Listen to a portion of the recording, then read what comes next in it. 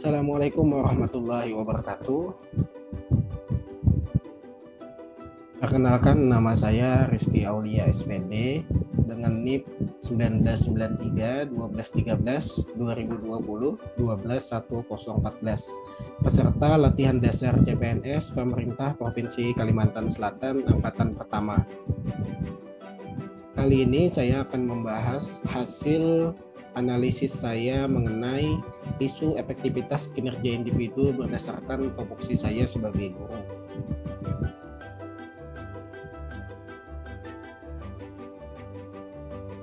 Analisis isu yang beredar di tempat saya mengajar, yaitu di SMA Negeri 4 Banjarmasin, ada beberapa. Di antaranya adalah yang pertama, penggunaan media pembelajaran yang sama di setiap materi sehingga siswa cenderung bosan. Yang kedua adalah rendahnya tingkat kedisiplinan siswa dalam mengerjakan tugas. Yang ketiga adalah kurang efektifnya pembelajaran secara menyeluruh menggunakan online atau daring. Yang keempat adalah kurangnya kedisiplinan waktu pembelajaran, baik itu membuka maupun menutup pembelajaran sehingga banyak membuang waktu. Yang terakhir adalah terlalu seringnya guru memberikan penugasan sehingga siswa akhirnya merasa terlalu banyak tugas hingga tak acuh dengan tugas yang diberikan oleh guru, dan banyak siswa yang akhirnya tugasnya menumpuk.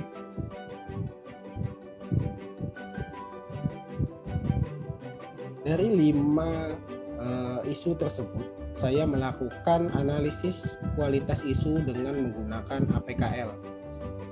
Yang pertama adalah isu kurangnya penggunaan media pembelajaran sehingga siswa cenderung bosan karena guru hanya menggunakan media pembelajaran yang itu saja.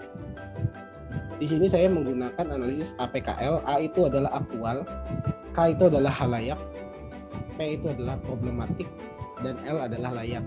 Dari hasil yang saya lakukan, itu rendahnya tingkat kedisiplinan siswa dalam mengumpulkan tugas memperoleh nilai kualitas 12, kurangnya efektifnya pembelajaran secara online atau daring itu memperoleh nilai 14, kurangnya ketepatan waktu siswa maupun guru dalam memulai dan mengakhiri pembelajaran itu punya nilai 10, dan terakhir terlalu seringnya guru memberikan penugasan sehingga tugas siswa menumpuk itu memperoleh nilai kualitas APKL 11. Nah, dari berdasarkan tabel tersebut, saya menentukan 3 yang tertinggi, yaitu nomor 1, 2, dan 3.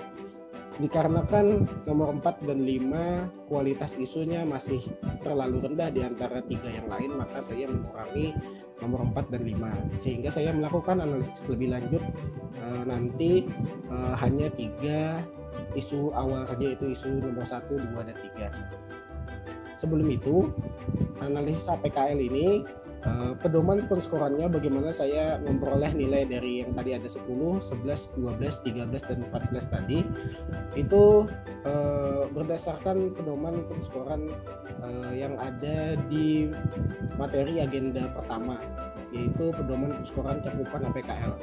Aktual, jika skornya 1 maka pernah benar-benar terjadi, 2 benar-benar sering terjadi, 3 benar terjadi dan bukan menjadi pembicaraan, 4 benar-benar terjadi dan terkadang menjadi bahan pembicaraan, dan 5 ini benar-benar terjadi dan sedang hangat dibicarakan.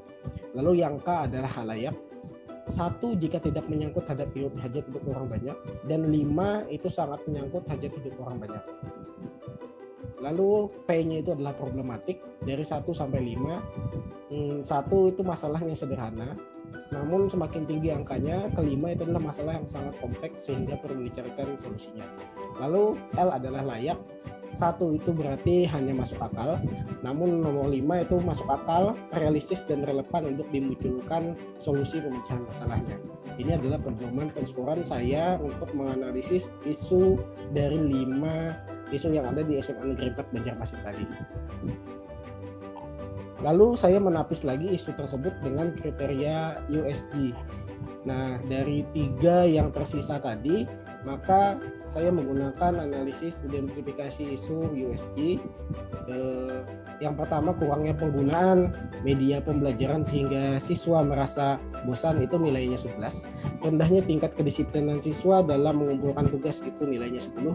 Dan kurang efektifnya pembelajaran secara online atau daring, itu memperoleh nilai 12. Nah, dari analisis USG ini, maka kriteria yang paling tinggi nilainya adalah kurang efektifnya pembelajaran secara online atau daring.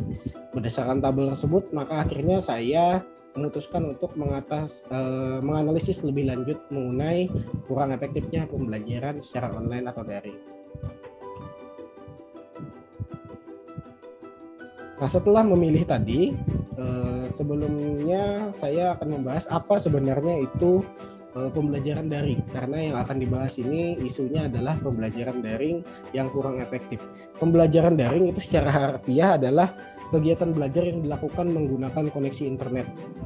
Dengan belajar daring, siswa diharapkan mendapat ilmu yang sama dengan belajar tatap muka, namun lebih rileks karena kegiatan belajar mengajar dilakukan di rumah masing-masing. Nah, itu pengertian pembelajaran daring yang akan kita bahas.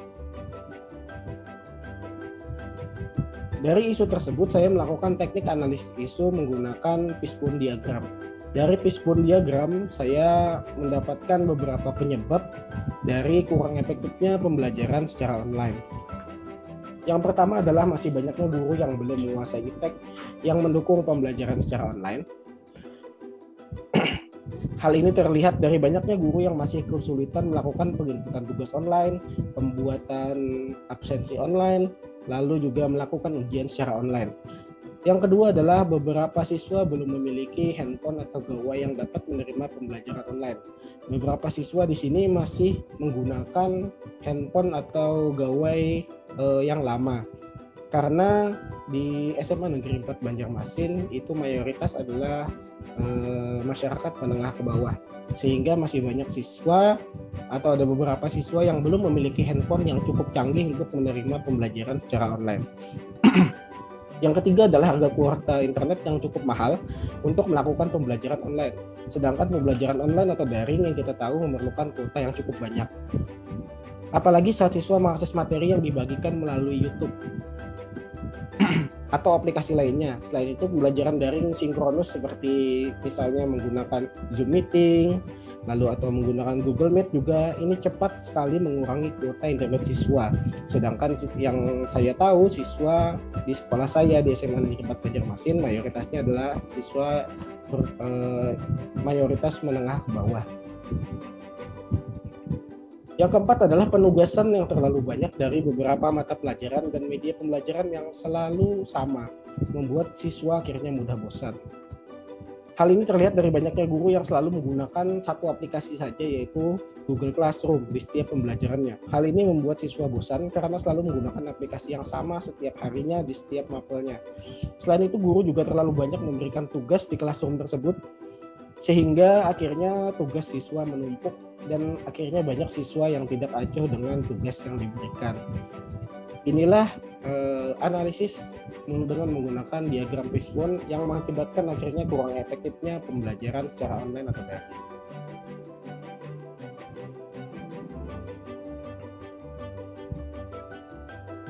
Berikutnya adalah analisis pemecahan masalah menggunakan analisis SWOT.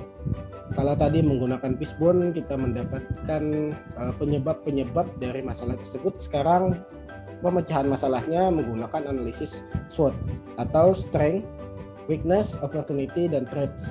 Strength itu kekuatan, weakness itu kelemahan, opportunity kelebihan, dan threat itu ancaman. Dari segi strength, kebijakan pemerintah dalam menetapkan peraturan PJJ di masa pandemi COVID-19. Lalu ada membuat guru menjadi lebih termotivasi membuat PJJ agar lebih inovatif. Dan yang terakhir adalah dukungan infrastruktur dari sekolah yang tentu saja menjadi kekuatan tersendiri bagi guru untuk bisa memecahkan masalah pembelajaran online ini. Lalu kelemahannya atau weakness-nya adalah belum semua guru menguasai iptek. Lalu kurangnya interaksi antara guru dan siswa secara langsung membuat menurunnya semangat siswa dalam memperoleh pembelajaran.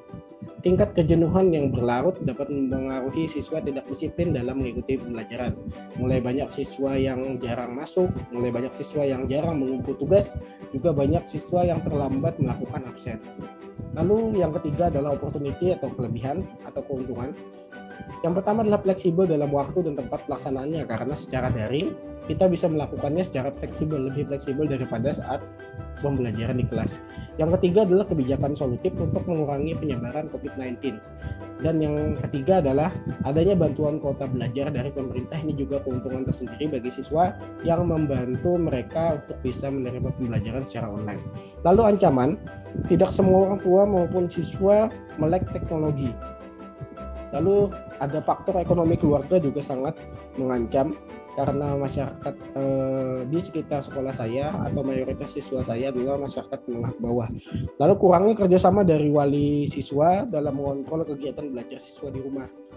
Kebanyakan dari mereka siswa itu tidak dipantau oleh orang tua mereka.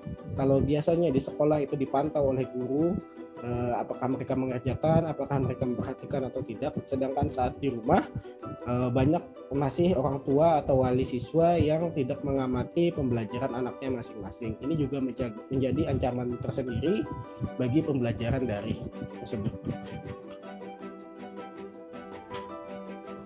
Lalu yang terakhir adalah tabel alternatif pemecahan masalah. Ini adalah alternatif pemecahan masalah dari isu pembelajaran daring yang kurang efektif tadi. Alternatif penyelesaian masalahnya yang pertama adalah guru harus lebih kreatif dan inovatif dalam penyampaian pembelajaran agar lebih menarik. Tahapan setiap alternatifnya, yang pertama guru mengikuti pelatihan media pembelajaran secara mandiri, baik webinar, sosialisasi, BIMTEK, dan lain sebagainya. Sekolah juga dapat mengadakan pelatihan untuk meningkatkan kreativitas guru melalui media dan strategi pembelajaran. Lalu guru yang mengikuti pelatihan tadi dapat menerapkan hasil pelatihannya dalam pembelajaran yang dilakukannya, sehingga pembelajarannya, hasil yang diharapkannya menjadi lebih menarik dan dapat meningkatkan minat dan motivasi siswa untuk belajar dan memperoleh pembelajaran. Lalu pihak yang terlibat itu adalah pemerintah, pihak sekolah, dan tentu saja guru itu sendiri. Yang kedua adalah penyaluran bantuan kuota internet bagi siswa dan guru. Tahapannya itu mendata siswa yang kurang mampu, lalu sosialisasi kepada siswa dan orang tua siswa mengenai efisiensi penggunaan kuota internet dalam pembelajaran, supaya siswa tidak menggunakan bantuan kuota tersebut untuk hal yang lain-lain selain dari pembelajaran, sehingga banyak menguras kuota mereka dan akhirnya kuota tersebut tidak tergunakan untuk menerima pembelajaran. Hasil yang diharapkan tentu saja semua siswa tanpa terkecuali dapat mengikuti pembelajaran dengan baik. Lalu yang terlibat adalah pemerintah, pihak sekolah, guru, lalu ada orang tua siswa. Yang ketiga adalah meningkatkan kemampuan iptek guru dalam pembelajaran. Tahapannya yaitu guru melakukan pelatihan tentang penggunaan iptek secara mandiri, baik melalui webinar, seminar, atau diklat, BIMTEK, sosialisasi, dan lain sebagainya. Sekolah maupun pemerintah mengadakan pelatihan untuk meningkatkan kemampuan iptek guru.